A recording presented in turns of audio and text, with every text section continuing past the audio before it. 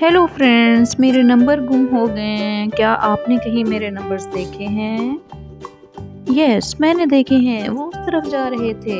चलो मैं अपने नंबर्स ढूंढता हूँ। ओह, ये मेरा नंबर 1 है। दूसरे मेरे नंबर्स कहाँ हैं?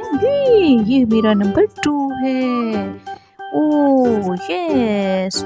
ओह, ये मेरा नंबर 3 है। 1 2 3 4। ये मेरा नंबर 4 है। मुझे तो अपने सारे नंबर्स मिल रहे हैं। आगे मेरा नंबर 5 था, वो किधर गया?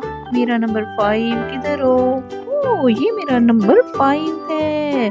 1 2 3 4 5 एंड 6। 6 भी हमें नजर आ गया। अब हम फाइंड करते हैं 7 को। यस, ये मेरा नंबर 7 है।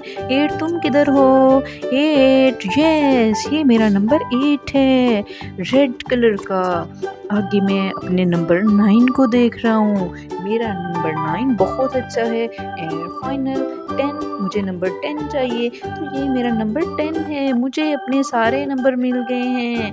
1 2 3 4 5 6 7 8 9 10। Oh my God, I am so happy. चलें बच्चों, मिलके पढ़ते हैं।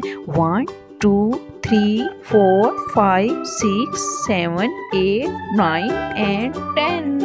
Bye bye.